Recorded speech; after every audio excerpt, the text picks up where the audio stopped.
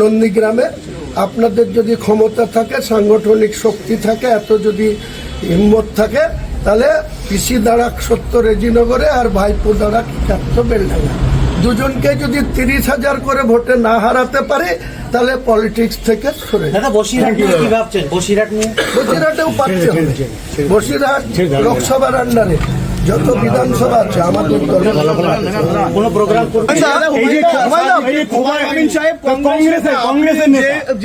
কংগ্রেসের নেতা আছেন, থাকবেন, আমার তাতে কিছু বলার নেই। কোনো পলিটিক্যালি কোনো কর্মসূচি নিয়ে ওনার কাছে আসিনি। ওনার সাথে আমার দীর্ঘদিনের ব্যক্তিগত সম্পর্ক রয়েছে। উনি যখন কংগ্রেসে ঢুকেছিলেন বা উনি কংগ্রেসের একটা পদাধিকারে রয়েছেন, আমাকেও তিনি আহ্বান করেছিলেন। আমি বলেছিলাম আমার পক্ষে সম্ভব না। আমি 1982 থেকে 2012 সালের 16ই নভেম্বর অবধি 30 বছর কংগ্রেস করেছি, কিন্তু আমি এই কংগ্রেসটা কোনো মতেই করব না, করা সম্ভব না। এখানে কি কোনো প্রার্থী দেবেন? এসব নিয়ে আপনাকে না এবছর বসিরহাট সংখ্যালঘু এলাকা, এখানে আপনি কি প্রার্থী দেবেন? নিশ্চয়ই প্রার্থী হবে। এটা পলিটিক্যালি কিছু বিষয় নিয়ে আজকে এখানে আসিনি। যখন পলিটিক্সের ময়দানে অবতীর্ণ হয়েছি, গোটা রাজ্যের 294টা সিট, আমরা কোন কোন দলের সঙ্গে জোট হবে আগামী দিন অপেক্ষা করুন। ম্যাক্সিমাম 10 দিন বা ফেব্রুয়ারির ফার্স্ট উইকের মধ্যে পুরো চিত্র ক্লিয়ার হয়ে যাবে। আইএসএফের সঙ্গে কি জোট হবে? আপনাদের খুন করা হয়নি, আত্মহত্যা হয়েছে। ওটা রাজ্য সরকার আর হিমন্ত সরেনের গট অফ গেম। শোনেন, একটা মানুষ 10 দিন আগে তার বাড়ি থেকে তার বাচ্চা মেয়েকে রেখে সেখানে সে হকারি করতে গিয়েছে, তাকে মেরে টাঙিয়ে দিয়ে তার পুলিশ এরকম, আমাদের বাংলার পুলিশও এসব করে, মেডিকেলের সার্জেন যারা ওই মানে করে পোস্টমর্টম করে, তারাও এইসব নাটক আমাদের জানা আছে। আর এটা কিভাবে সেই ফ্যামিলিকে এখন মানুষের কাছে মুখ পাচ্ছে না। মুসলিম সমাজের মানুষ যেখানে পরিযায়ী শ্রমিক যাচ্ছে, কোথাও উড়িষ্যায় জুয়েল রানা খুন হয়ে তার বাড়ি আসছে, কখনো আলাউদ্দিন খুন হয়ে বাড়ি আসছে, কখনো আনিসুর রহমান সে বিহারের হাজিপুরে মার খেয়ে এখনো বিছানাগত হয়ে আছে। আর এসব নাটক করবে, এসব জবাব আগামী 26। এই নিয়ে তো একটা ব্যাপক তুলতালাম হলো এলাকায়, সেখানে হলো।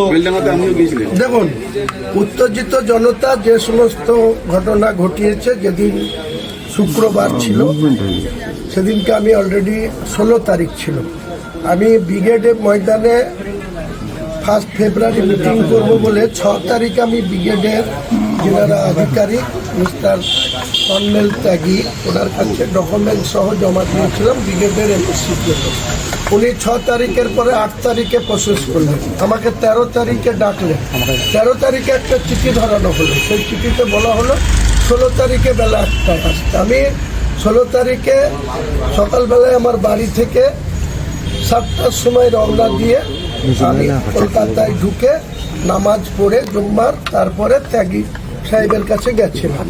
উনি 1.5 ঘন্টা পরে আমাকে জবাব দিলেন যে দিতে পারছি না, ফেব্রুয়ারি থেকে 20শে মার্চ পর্যন্ত কোনো রাজনৈতিক দলকে মাঠ দেওয়া হবে না, মাঠটা আপনি শহীদ মিনারে করুন। আমি বললাম আমার 10 লক্ষ লোকের প্রোগ্রাম হবে, আমি শহীদ মিনারে তো 25,000-এর রেকগনিশন কী করে করব। তাই সেই মিটিংটা তখন যখন আসছিলাম, রাস্তায় যখন জাগুলিয়াতে আসি, তখন আমার কাছে খবর আসলো যে আলাউদ্দিনের ডেড বডি এসছে, আমরা রাস্তা অবরোধ করবো। আমি নিষেধ করেছিলাম যে হটকারি করো না, NH-এর মতো রাস্তা তোমরা অবরোধ করো না, তোমরা দুপুরবেলায় জানাজা করে মাটি দিয়ে দাও, আমি সন্ধ্যার মধ্যে তোমাদের বাড়িতে আসবো, এসে বেলডাঙ্গা প্রশাসনের সঙ্গে এসপির সঙ্গে কথা বলি। কিন্তু ওনারা হঠাৎ করে অবরোধ করেছিল, 7 ঘন্টা অবরোধ ছিল, সেখানে কোনো অপ্রীতিকর ঘটনা ঘটেনি, শুধু সাধারণ মানুষের যাতায়াতের অসুবিধা হয়েছে। জানেন একটা NH হাই রোড, সেই রোড যদি 7 ঘন্টা অবরোধ থাকে, রেল অবরোধ থাকে, সেটা অনেক মানুষের ক্ষতি হয়, আমরা এগুলো করি না। পরের দিন হঠাৎ করে আবার ওই আনিসুর রহমান হাজিপুরে মার খেয়ে সে বেলডাঙ্গা হসপিটালে ভর্তি, ওকে রেফার করেছে বহরমপুর মেডিকেল কলেজে। কে বা কাহারা গুজব ছড়িয়ে দিল যে আনিসুর রহমানও মারা গেছে। আমি তখন বেলডাঙ্গায় আমার পার্টি অফিসে প্রেজেন্ট, বেলা 11টা বাজে আমি প্রেজেন্ট ছিলাম। ডোমকলে সেদিন আমার সভা ছিল বেলা 2টোয়। আর আমাদের তৃণমূলের যুবরাজের জেনারেল সেক্রেটারি এমপি ইনার সভা ছিল বহরমপুরে। তিনি সভা করার সাহস দেখাননি, তিনি 200 মিটারের রোড শো করেছে বহরমপুর জলঙ্গি বাস স্ট্যান্ড থেকে গির্জার মোড়। আর আমি করেছি ওখানে। আমি অলরেডি বাড়ি থেকে বেরিয়ে বেলডাঙ্গা পৌঁছেছি, তখন দেখছি আবার একটা অবরোধ শুরু হয়েছে। তাহলে আমি তো আমার 20টা গাড়ির কনভয় ছিল, সেখানে তৃণমূলের পুষ্কানিতে আমি যেহেতু ডোমকল, আমাকে ওখান থেকে 65 কিলোমিটার রাস্তা যেতে হবে, ওখানে অবরোধ করিয়ে দিল। তখন আমি নিজে গাড়ি রেখে প্রশাসন, আইসি, অনেক ফোর্স দাঁড়িয়ে আছে, তারা হাত গুটিয়ে দাঁড়িয়ে আছে, কোনো অবরোধ তুলতে চাইছে না। আমি নিজে নেমে তাদের মোকাল ভাই দাদা এখন তো দেখা যাচ্ছে যে ও আত্মহত্যাই করেছে, খুন না। তাহলে কাদের চক্রান্ত এরকম ঘটনা ঘটলো বেলডাঙ্গা? দেখুন, আপনারা যে রিপোর্ট এসছে রাজ্য সরকারের মাধ্যমে, হেমন্ত সরেনের ঝাড়খণ্ডের প্রশাসনের পক্ষ থেকে, তার বেসিসে আপনি বলছেন। কিন্তু আমি বলছি তার বাবাকে, তার মাকে, তার 3 বছরের বাচ্চা মেয়েকে আমরা চিনি, জানি। আমি সেদিনকে ফিরে গিয়ে রাত্রি 9টায় তাদের বাড়ি গেছিলাম। হাজার হাজার লোকের সামনে তাদের বাড়িতে আমি দেখা করেছি। আমি বলছি নিশ্চিত যে আলাউদ্দিন খুন হয়েছে। তার কাগজ কলমে যতই তাকে চালানো হোক যে তিনি সুসাইড করেছে, এমন কিছু ঘটনা তার বাড়িতে নেই। তার 2 ভাই, এক ভাই দুবাইয়ে থাকে, বড় ভাই, আর ও এখানে থাকে। ওর বাবা মা, ওর 3 বছরের বাচ্চা মেয়ে, ওর স্ত্রী, তার সংসার নিয়ে সে ওখানে হকারি করতে গেছিল, তাকে মেরে টাঙিয়ে দিয়ে আজকে এসব করা হয়েছে। রিপোর্ট চাওয়ানো হয়েছে। যখন দেখছে বেলডাঙ্গা উত্তাল, 7 ঘন্টা অবরোধ, তখন কেন 4 দিন 5 দিন 7 দিন পরে পোস্টমর্টম রিপোর্ট দেখাচ্ছে? তাহলে সেই দিন কেন দেখালো না?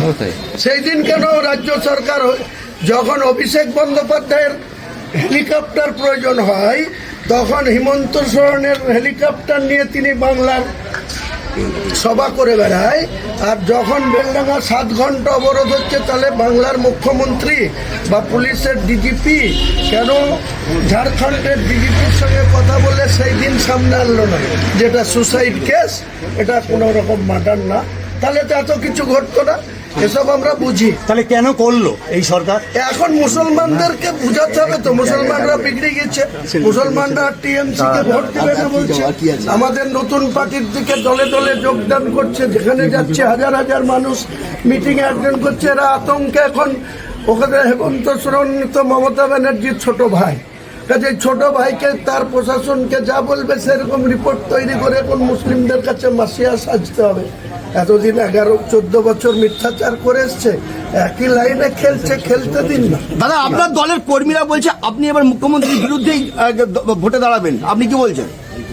মুখ্যমন্ত্রীর বিরুদ্ধে আমি বলেছি ওনাকে, ওনার ভাইপো গিয়ে আমাকে গদ্দার বলেছে। উনিও 4 ডিসেম্বর যেদিন আমাকে ববি হাকিম এবং মুর্শিদাবাদের আখরুজ্জামান প্রতিমন্ত্রী বিদ্যুৎ দপ্তরের, আর নিয়ামত হাজি দলের সাংগঠনিক চেয়ারম্যান, হরিয়ারপাড়ার বিধায়ক, তাদের সামনে নিয়ে যখন আমাকে 11টার দিকে প্রেস বাইট দিয়ে সাসপেন্ড করেছে, তার 1 ঘন্টা পরে মুখ্যমন্ত্রী বহরমপুর স্টেডিয়ামে আমাকে পোকামাকড়, গদ্দার, অনেক কিছু আখ্যা দিয়েছিল। আবার 17ই জানুয়ারি তিনি ওখানে যে তিনার ভাইপো আমাকে গদ্দার বলেছে। আমি তাই বলেছি যে আমি গদ্দার না, তোমরা কংগ্রেসের সঙ্গে গদ্দারি করেছো, বিজেপির সাথে তোমাদের কি সম্পর্ক?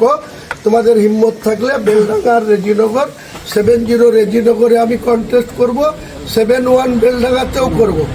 পিসি ভাইপো, তোমরা শুভেন্দুর কাছে 1956 ভোটে হেরেছ নন্দীগ্রামে। আপনাদের যদি ক্ষমতা থাকে, সাংগঠনিক শক্তি থাকে, এত যদি হিম্মত থাকে, তাহলে পিসি দাঁড়াক 70 রেজিনগরে আর ভাইপো দাঁড়াক 71 বেলডাঙ্গা। দুজনকে যদি 30,000 করে ভোটে না হারাতে পারে, তাহলে পলিটিক্স থেকে সরে যাবে। বসিরহাটেও পাচ্ছে হবে। বসিরহাট লোকসভার আন্ডারে যত বিধানসভা আছে আমাদের দলের কোনো প্রোগ্রাম